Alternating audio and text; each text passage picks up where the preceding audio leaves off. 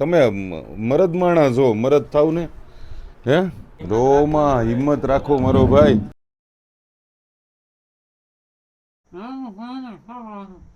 એ મદદ કરે કે કેમ થાય?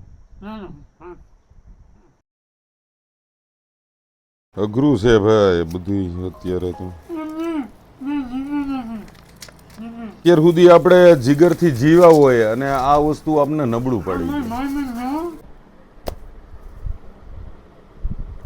એમાં નાનું મન કરવાનું જ ન હોય ભલામણ. પછી આવી રીતના નબળા પડી જાવ તો તમને અંદરની તાકાત તૂટે, સમજે? કઈ આની પ્રોસેસ ચાલુ છે કે નથી કરતા તમે?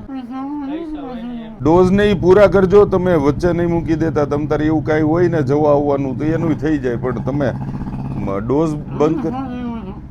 રોમાં હિંમત રાખો મારો ભાઈ. તમે મરદ માણા છો, મરદ થાવ ને. હે હું કહું છું, મરદ માણા છો યાર, એમાં રોવાનું નહીં. તમ તારે મરદ માણા થાવ તે ભોગવવાનું. એ કરતા કુદરતે કદાચ આ ધાર્યું હશે આપડી યાર. એ છોકરા છે જમવાનું એનું કેમ થાય? હે હાથે બનાવો?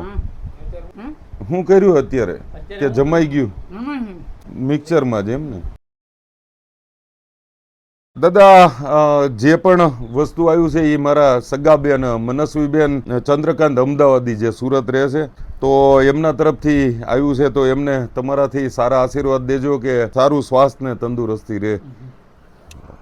તો નમસ્કાર મિત્રો, હું છું આપનો પ્રિતેશ નારોલા. આજે આપણે હજીરાધાર ગામે દિનેશભાઈ મકવાણાને ત્યાં આવ્યા છીએ અને દિનેશભાઈએ આપને ઘણી એમની આપવીતી જે કીધી મુજબ એ પોતે 30-40 હજાર આ બાજુનું કામ કરતા માણસ છે. કોઈ રોગ માણસને કઈ હદે લાચાર કરી નાખે છે. અત્યારે એમનાથી કામ થતું નથી. એમના પુત્ર પણ એમને મદદ કરતા હોય છે. જે કેન્સરને કારણે એમને ડોઝ ને એ લેવામાં તકલીફ થતી હોય. દરેક વસ્તુ તો આપણે પોગી શકીએ, ન પોગી શકીએ, પણ તમને પણ બધાને વિનંતી કરીએ કે આપણાથી થતી મદદ આપણે આ પરિવારને કરીએ. જે પણ જિંદગી સુખમય વીતે, કોઈ દર્દ વગર વીતે. આ આજુબાજુના ગામવાળાને પણ આપણે વિનંતી કરીએ કે આવે દિનેશભાઈને મળે, એમની સાથે બેસે તો એમને પણ આત્મીયતા જેવું લાગે. માણસ મર્દાનગીથી જીવેલા હોય પણ ખાટલે પડ્યા પછી ખૂબ તકલીફ થતી હોય. અમે તમને વિનંતી કરીએ કે આવા દરેક ઘરને આપણે મદદ કરવી જ જોઈએ. એક